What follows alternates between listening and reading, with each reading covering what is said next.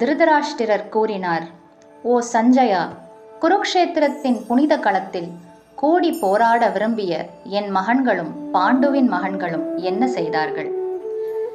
இதன் ஆழமான அர்த்தம் என்னவென்றால், திருதராஷ்டிர மன்னர் பிறவியிலேயே பார்வையற்றவராக இருந்ததோடு ஆன்மீக ஞானமும் இல்லாதவராக இருந்தார். தன் மகன்கள் மீது கொண்ட பற்றின் காரணத்தினால் அறவழியிலிருந்து விலகி பாண்டவர்களுக்கு உரிமையான ராஜ்யத்தை அவர்களிடமிருந்து அபகரித்தார். தன்னை குற்றவாளியாக உணர்ந்த அவரது மனசாட்சி போரின் முடிவு குறித்து அவரை கவலையடையச் செய்தது. எனவே குருக்ஷேத்திரத்தில் நடக்கவிருந்த போரின் நிகழ்வுகள் குறித்து சஞ்சயனிடம் விசாரித்தார். இந்த வசனத்தில் மன்னர் திருதராஷ்டிரர் சஞ்சயனிடம் போர்க்களத்தில் கூடியிருந்த தன் மகன்களும் தன் தம்பி பாண்டுவின் மகன்களும் என்ன செய்து கொண்டிருந்தார்கள் என்று கேட்டார். குருக்ஷேத்திரத்தின் போர்க்களத்தில் கூடியிருந்த இரு படைகளும் தவிர்க்க முடியாத ஒரு போரை எதிர்கொள்ள தயாராக இருந்தன.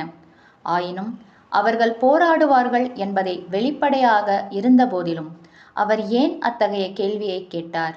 திருதராஷ்டிரர் பயன்படுத்திய தர்மக்ஷேத்திர, அதாவது தர்ம பூமி என்ற சொற்கள் அவர் அனுபவிக்கும் சங்கடத்தை சித்தரிக்கின்றன.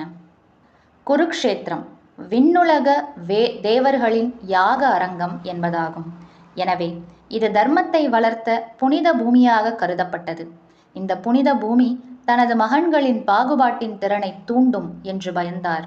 மேலும் அவர்கள் தங்கள் உறவினர்களான பாண்டவர்களின் படுகொலையை முறையற்றதாக கருதி அவர்களை அழிப்பதில் இருந்து விலகி பேச்சுவார்த்தை நடத்தக்கூடும்.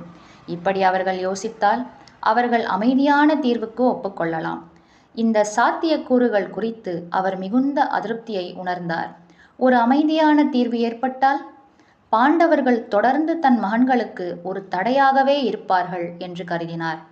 எனவே போர் நடப்பதை விரும்பினார்.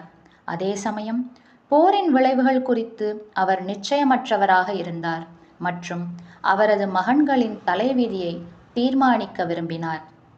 அதன் விளைவாக இரு படைகளும் கூடியிருந்த குருக்ஷேத்திர போர்க்களத்தில் நடந்த நிகழ்வுகளை பற்றி சஞ்சயனிடம் கேட்டார்.